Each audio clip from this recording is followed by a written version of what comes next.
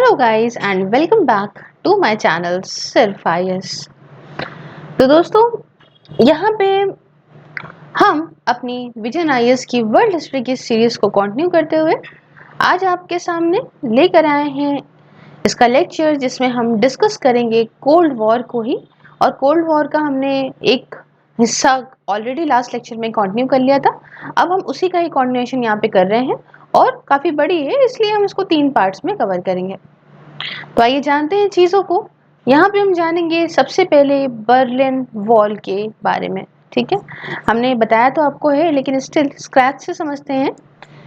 तो भाई हुआ क्या कि 1960 की बात है, जब कि एक U-2 स्पाई प्लेन जो कि यूनाइटेड स्टेट्स का था, इसे रशिया ने मार गिराया। बट एसनहावर ने रिफ्यूज कर दिया माफी मांगने से, अपोलोजाइज करने से। ठीक है, ये लोग कौन है सब हम डिस्कस कर चुके हैं। अब क्या हुआ कि 1961 में, एक साल के बाद, क्रुश्चेव, वही निकिता जी, उनसे उन्होंने कहा, मतलब पूछा नए प्रेसिडेंट से, है ना, Khrushchev asked the new president elect, जिनका नाम था JF कैनेडी, कि आप यहाँ पे विड्रॉ कर लीजिए, अपनी जो वेस्टर्न पार्ट्स हैं इनको बर्लिन से विड्रॉ कर लीजिए। ये ऐसा समय था जब यूएसएसआर जो है वो लगातार इस बात से काफ़ी शर्मसार हो रहा था कि यहाँ पे बहुत सारे लोग जो हैं वो भाग भाग के वेस्ट बर्लिन के इलाके में जा रहे हैं ईस्ट जर्मनी से। अब ये सारी बातें, कौन सा हिस्सा किसके पास आया था, क्या कंडीशंस थी इकोनॉमिकल पॉलिटिकल जिसकी वजह से सब हो रहा था, तो वो आप आई थिंक स्टार्टिंग से लेक्चर 1 से ही होते हुए आएंगे तो आपको स्टोरी क्लियर रहेगी। ठीक है, तो हम यहाँ पे कंटिन्यूएशन कर रहे हैं, तो उसको आप उस तरह से एडजस्ट करिएगा कि आप पहले के लेक्चर्स पढ़ते हुए आओ। तो इसलिए यूएसएसआर को ये बात खराब लग रही थी कि लोग क्यों जा रहे हैं वेस्ट से ईस्ट की तरफ, सॉरी ईस्ट से वेस्ट की तरफ। इसलिए जब यूएस ने मना कर दिया रशिया के डिमांड को, तो यूएसएसआर ने गिरा दी इस बर्लिन वॉल को, ताकि ये जो ब्लॉक कर सके, जो रूट है जहां से लोग जा रहे हैं वेस्ट बर्लिन में ईस्ट जर्मनी से, उसे ब्लॉक कर दिया जा सके। अब आई बात कि भाई टेंशन्स क्या रही कम्युनिस्ट ब्लॉक में ईस्टर्न यूरोप के अंदर। तो हुआ क्या कि रशिया कभी कभी फोर्स का यूज करता था गिराने के लिए on dissent among the communist bloc, जो कि ईस्टर्न यूरोप के थे। ठीक है, तो उसमें सबसे पहले समझते हैं युगोस्लाविया की कहानी। तो युगोस्लाविया ऐसा पहला देश था जो रशिया के अगेंस्ट खड़ा हुआ। टीटो काफी पॉपुलर लीडर थे और ये भी थे कि भाई ये अपने खुद का ब्रांड ऑफ कम्युनिज्म फॉलो करना चाहते थे, ना कि स्टेलिन का। अब स्टेलिन कौन थे, है ना, रशिया के, ये सब सुनते समझते आइएगा। हाँ, अब ये जो थे टीटो, ये ये खिलाफ खड़े थे, अपोज थे स्टेलिन के इंटरफेरेंस को लेके इंटरनल अफेयर्स में युगोस्लाविया के। टीटो चाहते थे कि ट्रेड से आज़ादी मिले वेस्ट से एज वेल एज यूएसएसआर से, और स्टेलिन ने युगोस्लाविया को निकाल दिया था कोमिनफॉर्म से भी 1948 में, जिसके बारे में हमने डिटेल में बात करी है। इवन इनको इकोनॉमिक एड देना भी बंद कर दिया था। और इसने युगोस्लाविया को इन्वेड इसलिए नहीं किया था क्योंकि टीटो जो थे यहाँ पे युगोस्लाविया के अंदर काफ़ी पॉपुलर लीडर थे, इसलिए टीटो ही पावर में रहे और इन्होंने अपना खुद का ब्रांड ऑफ कम्युनिज्म जो है वो इम्प्लीमेंट किया। कैसे? एकदम आराम से ट्रेड करते थे ये वेस्ट के साथ में, और IMF से प्रॉपर एड लेते भी थे। अब टीटो ने यहाँ पर डिसेंट्रलाइजेशन की शुरुआत करी इंडस्ट्रीज की, और इंस्टेड की स्टेट को कंट्रोल करने की बजाय फैक्ट्रीज को, है ना, ये मतलब सब कुछ जो है इन्होंने डिसेंट्रलाइज करा और इसे वर्कर के कंट्रोल में लेकर आए, उनको पावर दी वर्कर ऑर्गेनाइजेशन को कि आप लोग चीजें मैनेज करिए। अब क्या हुआ, एग्रीकल्चर पॉलिसी का भी फोकस था प्राइमेसी ऑन कम्यून्स, और यहाँ पे जो है वो इलेक्टेड कम्यून असेंबली भी थी। अभी कम्यून क्या है क्या नहीं हम सब कर चुके हैं डिस्कस, तो ये मत सोचिएगा कि मैम ने कुछ डिस्कस नहीं करा होगा, या आप एकदम फेमिलियर होंगे इन सब वर्ड से अगर आप इस पूरी स्टोरी को सुनते हुए आ रहे हैं, और बीच में सुनेंगे तो कोई फायदा भी नहीं है। तो यहाँ पे इलेक्टेड कम्यून असेंबली से, और इन्होंने एक कम्यून ही प्रॉपर एक इंस्टीट्यूशन के तौर पे काम कर रही थी लोकल सेल्फ गवर्नमेंट का, जो कि एडुकेशन के, हेल्थ के, लोकल इकोनॉमी के मैटर से डील करती थी। ये सिस्टम जो पूरा चल रहा था ये एक्स्ट्राऑर्डिनरी था। क्यों? क्योंकि इन्होंने इसको पावर दे दी थी, तो मतलब ये आम जनता को पावर देता था कि वो भी डिसीजन ले सकती हैं फैक्ट्रीज को लेके, कमेटी को लेके। तो आप ये एग्जाम्पल के तौर पे देख सकते हो डेमोक्रेटिक सोशलिज्म के। बहुत सारे मार्क्सिस्ट का ये मानना था कि काफी जेन्युइन तरीका है कम्युनिस्ट की सरकार को चलाने का, कि भाई ज्यादा सेंट्रलाइजेशन गलत है जो यूएसएसआर करता है। कैपिटलिस्ट के एलिमेंट जैसे कि वेज अलग अलग होना, फ्री मार्केट होना, इससे क्या हुआ कि जो नेगेटिव चीजें थी मार्क्सिस्ट इकोनॉमिक सिस्टम की, जैसे वर्कर्स बहुत ज़्यादा जो है खुद को सैलरी दे रहे हैं, यहाँ पे but not selling their colleagues, है ना, जिसकी वजह से हाई कॉस्ट प्रोडक्शन हो रहा था, इन्फ्लेशन हो रहा था, इन सब से बचाव था। बाद में बहुत सारी अफ्रीकन स्टेट जैसे कि टैंजानिया वगैरह ने भी इस सिस्टम को अडॉप्ट करा, और क्रुश्चेव ने अच्छे रिलेशन को रखा टीटो के साथ में 1953 के बाद। तो ये तो बात हो गई यूगोस्लाविया की। दूसरा कि स्टेलिन ने एक्ट करा दूसरे लीडर्स के अगेंस्ट जो इंडिपेंडेंट पॉलिसी फॉलो करना चाहते थे या कोशिश करी थी। तो हंगरी के अंदर फॉरेन मिनिस्टर और इंटीरियर मिनिस्टर को फांसी पे लटका दिया गया था 1949 में। बुल्गारिया में प्रधानमंत्री को अरेस्ट कर लिया गया और इनको मार दिया गया 1949 में। चेकोस्लोवाकिया में कुछ कैबिनेट मिनिस्टर्स को एग्जीक्यूट कर दिया गया 1952 में। पोलैंड के अंदर कम्युनिस्ट पार्टी लीडर को जेल में डाल दिया गया, और अल्बानिया के अंदर कम्युनिस्ट प्रीमियर को एग्जीक्यूट करा गया। क्यों? क्योंकि दोनों ही सपोर्ट करते थे टीटो को। तीसरी बात, पोलैंड की बात करूं 1956 में, यहाँ पे वर्कर्स ने एक एंटी यूएसएसआर डिमॉन्स्ट्रेशन करे और अपनी खराब लिविंग स्टैंडर्ड के अगेंस्ट जो है वो प्रोटेस्ट किया। इनकी जो वेजेस में कमी थी उसके अगेंस्ट और हाई टैक्सेस के अगेंस्ट प्रॉपर प्रोटेस्ट किया।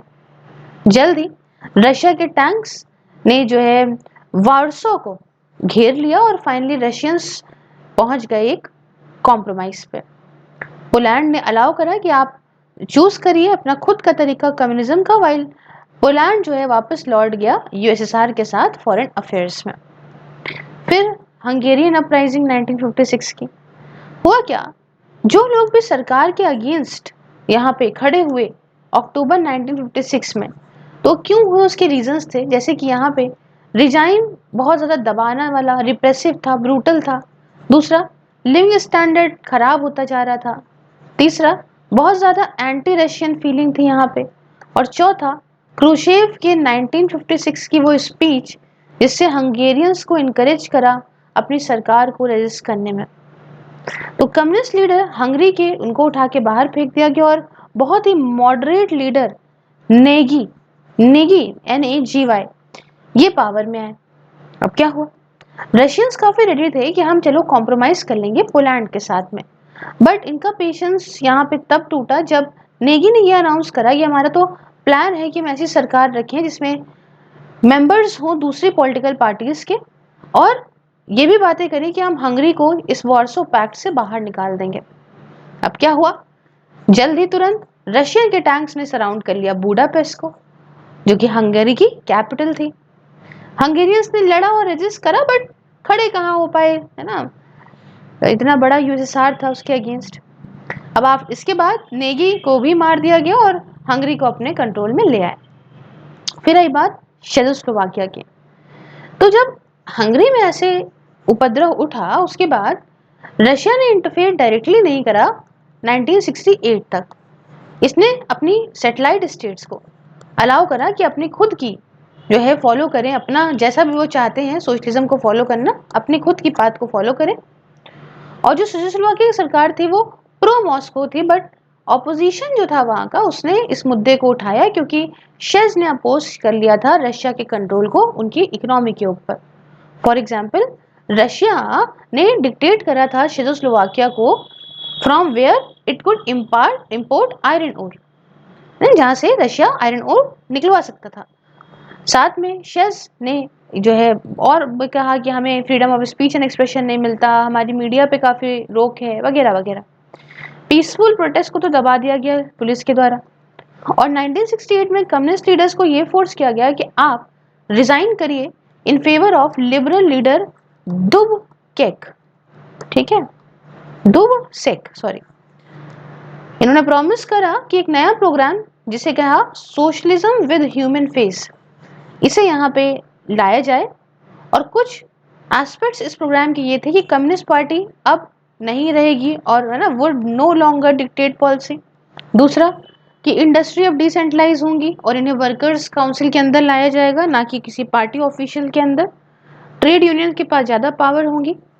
तीसरी बात, फार्म्स जो हैं वो कलेक्टिवाइज नहीं होंगे, है ना, रादर ये इंडिपेंडेंट कोऑपरेटिव्स होंगे। चौथी बात, ज़्यादा ट्रेड होगा वेस्ट के साथ और फ्रीडम होगा कि वो अब्रॉड में ट्रैवल करें। बॉर्डर जो वेस्ट जर्मनी के साथ में है वो क्लोज है सिंस 1948, ठीक है, इसे तुरंत ओपन किया जाएगा। इसके अलावा यहाँ पे आज़ादी होगी स्पीच की, प्रेस की, और सरकार को क्रिटिसाइज करना भी इंकरेज करा जाएगा। डुबसिक ने यह अश्योर किया कि यूएसएसआर जो है वो रहेगा वार्सो पैक्ट में और यहाँ पे अच्छा अलाय भी रहेगा। इसलिए जो प्रोग्राम था उसे 1968 में इम्प्लीमेंट कर दिया गया।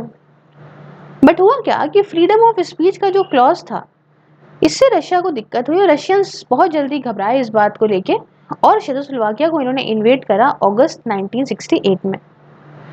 चेकोस्लोवाकिया खुद को बचा नहीं पाया, है ना, टू प्रिवेंट ब्लडशेड, है ना, हंगरी में जो हाल हुआ था, इसलिए इस नए प्रोग्राम को छोड़ दिया गया और डुबसिक को रिप्लेस कर दिया गया एक रशियन पपेट से। मतलब इनकी जगह एक आ गया जो रशिया का पूरा गुलाम था।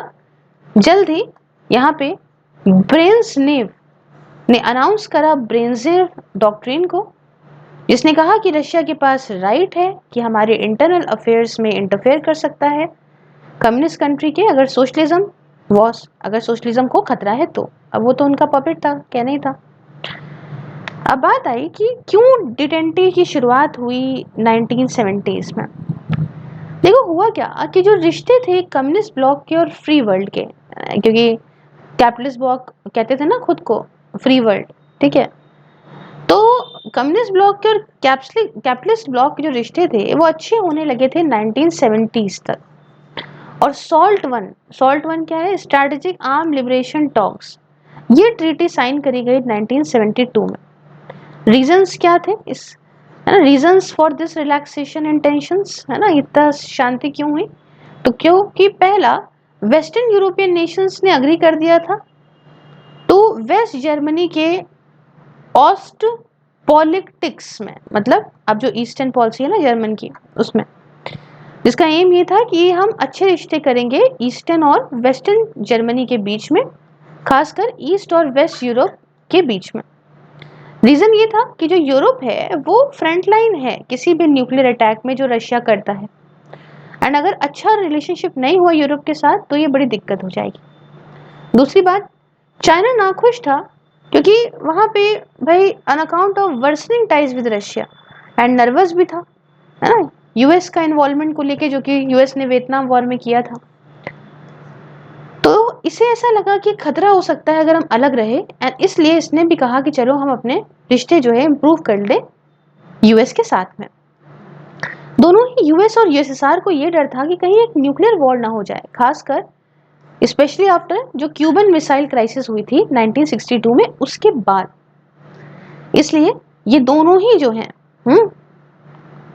तो इन्होंने क्या करा कि ये दोनों ही जो हैं, इन्होंने ये कहा कि चलो अब एक काम करा जाता है कि भाई डर तो था ही वियतनाम वॉर का, जहाँ पे नैपलाम जेली और केमिकल वेपन्स का भी यूज हुआ था। तो इसका जो फेलियर हुआ वियतनाम में, उसके बाद यूएस ने ये रियलाइज करा कि वॉर कोई सोल्यूशन नहीं है इस कम्युनिज्म का, एंड चलो एक काम करते हैं, वापस से पॉलिसी ऑफ आइसोलेशन को शुरुआत करते हैं। अब आर्म्स रेस, जैसे मैंने आपको बताया, ये बहुत ज़्यादा यूएसएसआर का रिसोर्सेज लिए जा रही थी, और अर्ली 1970s में यहाँ पे अनरेस्ट था पोलैंड के अंदर। क्यों? क्योंकि इकोनॉमिक कंडीशन सिचुएशन बहुत ख़राब हो रही थी, और इसलिए यूएसएसआर को ये डर था कि कहीं जो है कम्युनिस्ट ब्लॉक कंट्रीज जो है वो उनकी स्टेबिलिटी रहेगी कि नहीं रहेगी।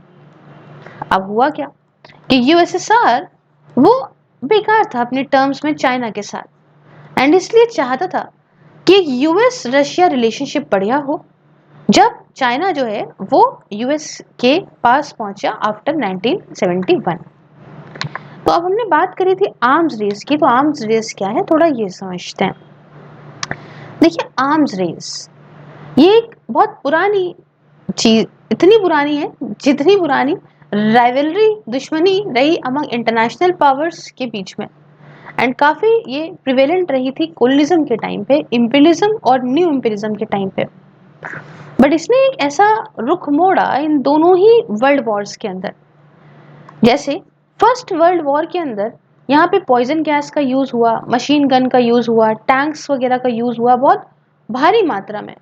वाइल शेलिंग का यूज पहली बार हुआ था वाया जर्मन हाउट्जर्स, जो कि बैटल ऑफ लीज में हुआ था, मैंने आपको बताया है, अगेंस्ट बेल्जियम फोर्ट्स। और वर्ल्ड वॉर टू में अगर बताएं तो ये चीज देखी गई कि जो ब्लिट्जक्रिग है ना, स्पेक्टिकल ऑफ ब्लिट्जक्रिग, जहां पे एक सडन जिसे देखने लगा एनिमी ऑफ का by tanks, mechanized division troops की, उसके साथ बहुत भारी मात्रा में एयर सपोर्ट। उसके अलावा एटॉमिक बॉम्ब का यूज जो कि जापान पे हुआ था, हिरोशिमा नागासाकी पे at the end of world war two, ये भी एक बहुत बड़ी बात थी। तो कोल्ड वॉर के टाइम पे आर्म्स रेस बहुत ही ज्यादा डरावनी चीज पे पहुंच चुकी थी। कोरियन वॉर के बाद यूएस की जो फॉरेन पॉलिसी थी, ये अब US secretary of state dulls के द्वारा डोमिनेट करी जा रही थी, है ना, जिनका जो अगर कहें जो जिनकी चीजें थी in the form of policy of rolling back communism, mad brinkmanship, nuclear deterrence, है ना, उसके अलावा इसके साथ एजनहोवर डॉक्ट्रिन, इन सब से आर्म्स रेस और बढ़ने लगी। सब यहाँ लिखा हुआ है, डरिएगा नहीं क्या बोल दिया। तो कोल्ड वॉर के टाइम पे अगर मैं आपको बताऊं तो यहाँ पे और भी चीजें खतरनाक थी जो शुरू हुई डेवलप होना, जैसे atomic bomb, hydrogen bomb, intercontinental ballistic missile, submarine जिसे लॉन्च मतलब submarine launched ballistic missiles, anti ballistic missiles, cruise, Trident, Pershing missiles. उसके अलावा मिर्व्स का मतलब that is multi independently targetable re entry vehicles का डेवलपमेंट, और SS-20s। तो इन सब से भी और रेस जो है वो दूसरे लेवल पे पहुंच गई। और स्टार वॉर्स कॉन्सेप्ट जो यूएस का था, जहां पे ये चाहता था कि मिसाइल को लॉन्च करे स्पेस से, ये एक दूसरा लैंडमार्क रहा। टाइमलाइन का डेवलपमेंट वेपन्स का, ये जैसे मैं आपको बताऊं तो ये कुछ ऐसा रहा था, देखिए यहाँ पे है नहीं है, चलिए यहाँ पे नहीं है, मैं आपको बताने की कोशिश करती हूँ। इसमें पता है क्या हुआ कि 1949 में यूएस और उसके बाद यूएसएसआर ने एटॉमिक बॉम्ब को डेवलप कर लिया था बहुत पहले। 1952-53 में यूएस ने हाइड्रोजन बॉम्ब को डेवलप किया था एट द एंड ऑफ 1952, और ये बॉम्ब बहुत पावरफुल था एटॉमिक बॉम्ब से। 1953 आते आते यूएसएसआर भी अब हाइड्रोजन बॉम्ब को डेवलप कर चुका था। 1957 में यूएसएसआर नहीं सॉरी यूएसएसआर वो ऐसा पहला था जिसने ICBM that is inter continental ballistic missile को डेवलप किया 1957 में। और ये एक न्यूक्लियर वॉरहेड था जिसे रॉकेट कैरी करता था, इतना पावरफुल था कि ये यूएस से मतलब यूएस पहुंच सकता था यूएसएसआर से आराम से। और जल्द ही फिर यूएस ने भी अपना इसका भाई इसी की जैसा चीज डेवलप किया जिसे एटलस बोला, एटलस मिसाइल। उसके बाद 1950s और अर्ली 1960s में यूएस ने डेवलप करा और प्लेस भी कर दिया शॉर्ट रेंज न्यूक्लियर मिसाइल्स, जिसका नाम था जुपिटर एंड थॉर को, एंड इन्हें टर्की में प्लेस करा, जिससे भाई डर पहुंचाता है यूएसएसआर को। और 1958 के बाद से डिसआर्मामेंट की बात होती है। यहाँ पे पब्लिक प्रोटेस्ट होने लगी ब्रिटेन के अंदर, under a campaign for nuclear disarmament करिए। बट ब्रिटेन ने अपना सख्त स्टैंड रखा कि यहाँ पे सिर्फ एक मल्टी लिटरल डिसआर्मामेंट होगा, और मना करा, डिस्कार्ड कर दिया किसी भी यूनिलेटरल डिसआर्मामेंट को। मतलब सब करेंगे, एक थोड़ी ना एक बंदा कोई खाली डिसआर्मामेंट करेगा। फिर 1961 से 75 तक यहाँ पे जनरल जो यूएसएसआर वो एक लीड कर पाए आर्म्स रेस में। क्यों? क्योंकि यूएस का जो एक्सपेंडिचर था वो अब वियतनाम में खर्चा हो रहा था पैसा। वियतनाम वॉर में 1962 में क्यूबन मिसाइल क्राइसिस, जहां पे रशियन ने न्यूक्लियर मिसाइल्स को यूएस बैकयार्ड इन क्यूबा में प्लेस कर दिया। 1963 में डिसआर्मामेंट की बात होती है। रशिया, ब्रिटेन और यूएस ने एक न्यूक्लियर टेस्ट बैन ट्रीटी को साइन करा, जहां पे इन्होंने ये अग्री करा कि अब से सिर्फ एक अंडरग्राउंड न्यूक्लियर टेस्ट करा जाएगा और कोई भी टेस्ट नहीं करा जाएगा अंडर वाटर में, ना ही एयर में और ना ही आउटर स्पेस में। यूएस ने अग्री करा कि हम थॉर एंड जुपिटर को रिमूव करेंगे, that is short range nuclear missile जो हैं उन्हें टर्की से हटाएंगे आफ्टर क्यूबन मिसाइल क्राइसिस। 1967 में डिसआर्मामेंट हुआ, एक अग्रीमेंट जिसने बैन करा यूज न्यूक्लियर वेपन्स का आउटर स्पेस में भी। 1970s आते आते, जैसे मैंने पहले अभी बताऊंगी मैं आपको, है ना, अभी बताया है, पहले मैंने बताया आपको कि एक रिलैक्सेशन हुआ था ना थोड़ा यूएस और यूएसएसआर के रिश्तों में 1970s से, तो उसमें पहली बात आती है डिसआर्मामेंट की। क्या हुआ कि 1970 में nuclear non proliferation treaty NPT ये इफेक्ट में आई। इसने ये कहा कि सिर्फ अभी जितनों भी न्यूक्लियर वेपन स्टेट हैं उन्हीं के पास न्यूक्लियर वेपन्स होगा, और जो सिग्नेटरी नेशंस हैं उन्हें रोक लगाई कि आप कोई जो है मतलब from assisting non nuclear weapons state in getting technology, उनको ना मिले कोई टेक्नोलॉजी, है ना। ये कहा कि भैया हम लोगों के पास ही न्यूक्लियर टेक्नोलॉजी रहे। तो अब इसके चलते ये देखा जाए तो as a carrot to NNWS they were to be assisted, है ना, इनको असिस्ट कर सकते हैं जहाँ पे इनके पास जो है right to develop nuclear technology होगा सिविलियन पर्पस के लिए, जैसे पावर जनरेशन के लिए, लैब वगैरह में यूज करने के लिए। अब एनएसजी का मतलब बताती हूँ। एनएसजी है न्यूक्लियर सप्लाई ग्रुप। इसे 1974 में सेटअप किया गया था जब इंडिया ने अपना न्यूक्लियर टेस्ट किया सेम साल। ये ग्रुप ऑफ नेशंस था जिसमें न्यूक्लियर टेक्नोलॉजी और एम ये था कि हम न्यूक्लियर प्रोलिफरेशन को प्रिवेंट करें। फिर आई बात SLBMs, submarine launch ballistic missile को डेवलप किया गया पहली बार यूएस के द्वारा, ठीक है, जिसे प्रोसीडोन या पोलारिस मिसाइल बोला। और ये जो है इन्हें लॉन्च कर सकते थे सबमरीन से भी। इन्हें ईस्ट मेडिटेरियन सी में स्टेशन किया गया और जल्द ही रशिया ने भी अपने पास SLBMs और ICBMs का स्टॉक रखना शुरू कर दिया। अब आई बात ABMs की, एंटी बैलिस्टिक मिसाइल, जो जल्द ही बहुत जल्दी गिरा सकती थी बैलिस्टिक मिसाइल को फाइट में, और ये पहली बार डेवलप करी गई बाय यूएसएसआर। फिर आई बात MIRVs के बीच में, that is multiple independently targeted re entry vehicle. ये पहली बार डेवलप करी गई यूएस के द्वारा और ये सारे व्हीकल्स को कैरी करा गया मल्टीपल मिसाइल, ठीक है, जो इंडिपेंडेंटली लॉन्च हो सकती थी जब जो है लड़ाई होती मल्टीपल टारगेट्स जो कि अलग अलग लोकेशन में लोकेटेड थे। अब इसके अंदर मालूम है यूएसएसआर ने अपना खुद का वर्जन जिसका नाम था SS-20 उसे डेवलप किया, बट ये उतने अच्छे नहीं थे ना, मतलब दे वर इन्फीरियर, क्योंकि इनको सिर्फ यूज कर सकते थे अगेंस्ट 3 टारगेट्स। फिर आई बात डिसआर्मामेंट की। एक काफी इंपॉर्टेंट कदम उठाया गया 1972 में न्यूक्लियर डिसआर्मामेंट को लेके। जैसे मैंने बताया SALT I ट्रीटी, जो limited number of ICBMs, ABMs, SLBMs her side है, ये स्टॉक पाइल कर सकते थे, बट यहाँ पे कोई अग्रीमेंट नहीं था MIRVs को लेके जिससे डिसआर्मामेंट हर्ट हो सकता था। तो इस शॉर्टकमिंग को SALT I की ओवरकम करने के लिए नेगोशिएशन SALT II के शुरू हुए। कैसे?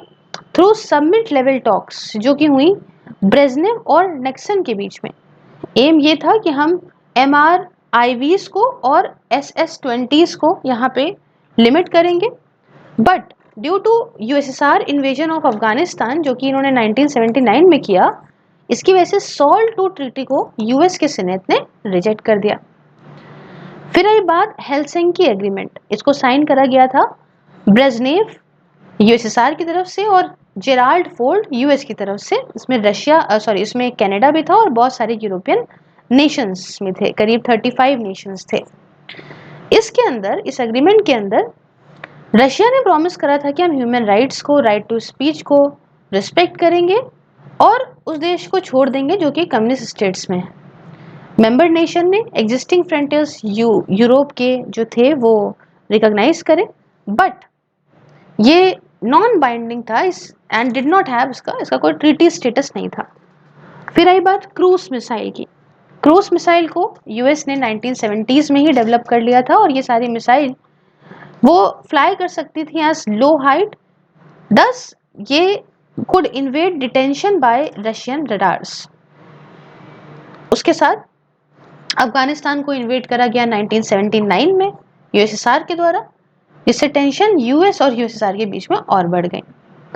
अब यहाँ समझते हैं 1979 से 83 तक की कहानी। अब देखिए यहाँ वेस्ट और सोवियत यूनियन माना जा रही है कि अब वॉर की तरफ बढ़ रहा है। अब वेस्ट को सस्पिशन है यूएसएसआर को लेके, क्यों? क्योंकि अफगानिस्तान को इसने इन्वेड करा है। NATO deployed Pershing and cruise missile Europe against USSR deployment of SS-20, ठीक है ना। तो ये थी, और तभी मैंने बताया ना यूएस के सीनेट ने मना कर दिया सॉल्ट 2 को, जिसकी वजह से क्या हुआ कि रिडक्शन हुआ MRVs का दोनों साइड के द्वारा।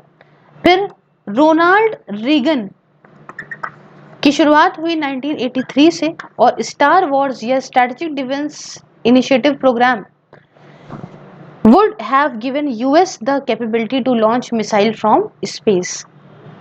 उसके साथ अब 1985 से 91 तक क्या चला कि 1980s में यहाँ पे होने लगे प्रोटेस्ट यूरोप के अंदर न्यूक्लियर वेपन्स के डेवलपमेंट के अगेंस्ट। यूएस और यूएसआर डिटेंटी गॉर्बाचेव ने कोशिश करी कि रिश्ते अच्छे करें यूएस के साथ में और अच्छे तरीके से, और 1987 में INF ट्रीटी को डिसआर्मामेंट के चलते यहाँ पे लाई गई। INF मतलब इंटरमीडिएट न्यूक्लियर फोर्सेस ट्रीटी 1987 में साइन हुई थी यूएस के द्वारा रीगन की तरफ से और यूएसआर के द्वारा गॉर्बाचेव की तरफ से। एम ये था कि हम पूरी तरह से डी न्यूक्लियराइजेशन कर देंगे वर्ल्ड का स्टेप बाय स्टेप करीब 15 सालों में। और इस ट्रीटी के अंदर यूएस और यूएसआर ने अग्री करा कि हम सारे अभी जो हमारे पास intermediate range land based nuclear weapons हैं उन सबको इसको डिस्ट्रॉय कर देंगे।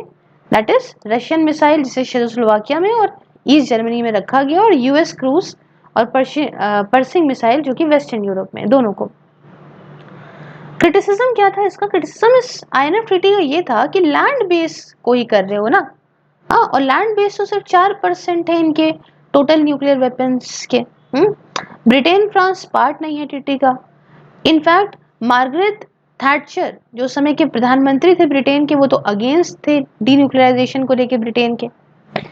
इनके अंदर ब्रिटेन मतलब ये लेडी हैं, ठीक है, इनके अंदर ब्रिटेन ने शुरू करा था डेवलप करना ट्राइडेंट मिसाइल को, जो कि बेटर थी यूएस की क्रूज मिसाइल से। अंडर नाटो वार्सो एग्रीमेंट, दोनों ही 1990 में हुआ था, इसके अंदर दोनों ही ने अग्री करा कि हम अपने वेपन्स को एक दूसरे के अगेंस्ट यूज करेंगे सिर्फ और सिर्फ सेल्फ डिफेंस के पर्पस के लिए। अब हुआ क्या, 1991 में जब यूएसएसआर डिसइंटीग्रेट हुआ तो रशिया ने अपने पास रख लिया स्टॉक पाइल जो था यूएसएसआर का। यूएसएसआर का ये ऐसा टूटना, इसकी वजह से नए कंसर्न्स होने लगे प्रोलिफरेशन के, बिकॉज अब रशिया जो यूएसएसआर था और यूएस था अब ना कर पाते ना, सीज कर गए to operate as a policeman, और इसलिए अब ये डर था कि न्यूक्लियर, केमिकल और बायोलॉजिकल वेपन्स हो सकता है कि किसी इररिस्पॉन्सिबल स्टेट जैसे ईरान, इराक, लीबिया और नॉर्थ कोरिया के हाथ में ना पहुंच जाए। तो 1994 का Budapest memorandum on security assurance के माध्यम से यूक्रेन ने अग्री करा कि अपने न्यूक्लियर वेपन्स को रशिया को दे देगा, ताकि फॉर बदले में हो क्या कि टेरिटोरियल इंटीग्रिटी की एश्योरेंस हो बाय यूएस, ब्रिटेन और रशिया की तरफ से। फिर आया मेगाटॉन 2 मेगावाट 1993 में। एक अग्रीमेंट था यूएस और रशिया के बीच में, जहां पे जो भारी मात्रा में यूरेनियम था रशियन न्यूक्लियर वॉरहेड का, इसे ट्रांसपोर्ट करा जाएगा to US for degradation to enrichment levels, जो कि सुटेबल है सिविल न्यूक्लियर पावर जनरेशन के लिए। फिर आई बहुत important CTBT comprehensive test ban treaty, जिसे 1996 में स्टैब्लिश करा गया, किसने बैन करा सारे न्यूक्लियर एक्सप्लोजन को एनवायरनमेंट के अंदर और मिलिट्री और सिविलियन पर्पस के लिए। बट अभी भी ये बात नहीं थी कि फोर्स में नहीं आई थी, बिकॉज इसको रेटिफाई नहीं करा गया जो minimum number of member Nations होते हैं उनके द्वारा। ये ट्रीटी जो थी इसके अंदर रेटिफिकेशन 44 नेशन का चाहिए था तभी ये फोर्स में आती, और रिसेंटली इंडोनेशिया ने तो रेटिफाई कराया, अभी 8 और रेटिफिकेशंस की जरूरत है इंडिया के साथ। US, north Korea, China, Egypt, Israel, Iran, Pakistan ने इसको रेटिफाई नहीं किया है। इसके अलावा कोई दूसरे एफर्ट्स भी न्यूक्लियर डिसआर्मामेंट को लेके, जैसे start 1, sort, start 2, new start, ये सब हैं। फिर इंटरनेशनल बॉडीज की बात करें तो बहुत सारे इंटरनेशनल वेपन्स कंट्रोल रिजाइम को सेटअप किया गया, जैसे Wassenaar arrangement, Australian group, missile technology control regime, CTBTO, NSG, world nuclear association, और भी बहुत सारे जैसे OPCW UN का। तो जैसे मैंने बताया कि वासेनार अरेंजमेंट, इसमें क्या है, एक्सपोर्ट कंट्रोल्स है for conventional arms and dual use goods and technology के लिए। NSG that is nuclear supply group, इसमें वो सारी ग्रुप ऑफ कंट्रीज हैं जो न्यूक्लियर रिलेटेड टेक्नोलॉजी को कंट्रोल करती हैं ग्लोबल न्यूक्लियर कॉमर्स में। ऑस्ट्रेलियन ग्रुप, ये एक इनफॉर्मल फोरम है कंट्रीज का, एम ये है कि हम हार्मोनाइज करके चलें एक्सपोर्ट कंट्रोल्स को, ताकि जो एक्सपोर्ट्स हैं वो कंट्रीब्यूट ना करें कि कोई केमिकल या बायोलॉजिकल वेपन बने। और missile technology control regime MTCR, ये एक इनफॉर्मल और वॉलंटरी एसोसिएशन है कंट्रीज का जो गोल्स नॉन प्रोलिफरेशन का शेयर करते हैं अनमैन्ड डिलीवरी सिस्टम्स को लेके वेपन्स ऑफ मास डिस्ट्रक्शन के लिए। तो आप ये समझ लीजिए कि कोल्ड वॉर के टाइम पे आर्म्स रेस और फैली, क्वांटिटी के में भी, क्वालिटी में भी, और लॉन्च साइड में भी। क्वांटिटी में इस तरह से कि न्यूक्लियर, केमिकल और कन्वेंशनल वॉरहेड बढ़े, क्वालिटी में इस तरह से कि एक्यूरेसी और बढ़ी, रेंज ऑफ मिसाइल बढ़ी, और फ्लेक्सिबल लॉन्च साइट देखें तो अब ये सिर्फ नई जमीन से करी जा सकती थी, बट पानी से, आसमान से, मोबाइल ट्रक से करी जा सकती थी। और आज जो आप सुनते हो surface to surface, surface to air, air to air, air to surface, submarine launch, ये सब भी आने लगा। अब आते हैं फाइनली ब्रिंक ऑफ वॉर पे। तो क्या हुआ कि वर्ल्ड पहुंचा इस ब्रिंक ऑफ वॉर की तरफ बहुत बार, कि कब हो जाए वॉर पता नहीं। पहला कि वेस्ट बर्लिन ब्लॉकेड और एयरलिफ्ट हुआ था ना, यहाँ पे यूएस ने अपना बॉम्बर प्लेन्स ब्रिटेन में रख दिए थे ताकि कंटिजेंसी से डील कर सकें, लेकिन बच गया। क्यूबन मिसाइल क्राइसिस हुई थी, यहाँ पे चांस था कि डायरेक्ट मिलिट्री कॉन्फ्लिक्ट ना हो जाए यूएस और यूएसएसआर के बीच में, जिसे लेकिन यूनाइटेड नेशन के मीडिएशन के द्वारा खत्म कर दिया गया। 1979 में जैसे आपने देखा कि जब यूएसएसआर ने इन्वेड किया अफगानिस्तान को तो टेंशन बढ़ गई थी, हाँ बहुत ज्यादा। नाटो ने पर्शिंग और क्रूज मिसाइल को यूरोप में डिप्लॉय कर दिया था, और रशिया ने SS-20 को भी। और 1983 में यूएस जो है वॉर गेम्स लेके चल रहा था 1983 में, बट रशिया का ये मानना था कि यूएस ने लॉन्च करा पहला न्यूक्लियर स्ट्राइक, और इससे वर्ल्ड पहुंच गया था एक न्यूक्लियर वॉर की तरफ। Under the miss perception was dealt with. तो यहाँ पे बहुत सारे व्यू है एक्सपर्ट्स के कि आर्म रेस जो है इसने कोई एंड नहीं, मतलब खत्म हो गई, ये खत्म नहीं हुई है कोल्ड वॉर के बाद, अभी भी चल रही है, और अपनी अपनी बातें हैं, कभी यूएस रशिया, यूएस या चाइना के साथ, या बहुत सारी बातें हैं। और अभी इंडिया के केस में देखो तो अगर इवन इकोनॉमिकली वीक कंट्री जैसे लेबनान वगैरह भी काफ़ी मिलिटराइज्ड हैं। अभी तो हाल फिलहाल सालों में एफर्ट्स नॉन प्रोलिफरेशन के और न्यूक्लियर डिसआर्मामेंट के फेल भी हो गए। क्यों? क्योंकि अब नए न्यूक्लियर वेपन स्टेट जैसे इंडिया, पाकिस्तान, नॉर्थ कोरिया निकल के आ रहे। तो कम्युनिज्म कैसे फैला यूरोप के बाहर, ये थोड़ा समझते हैं। देखिए 1940 आते आते ये रहा। चलिए इतना ही रखते हैं फिलहाल तो, है ना। नेक्स्ट हम जो है चाइना वगैरह का बाद में करेंगे, ठीक है। Thank you so much for watching. अगर आपको अच्छा लगा लेक्चर तो लाइक शेयर सब्सक्राइब करिएगा। मिलते हैं नेक्स्ट वीडियो में। जय हिंद, जय भारत।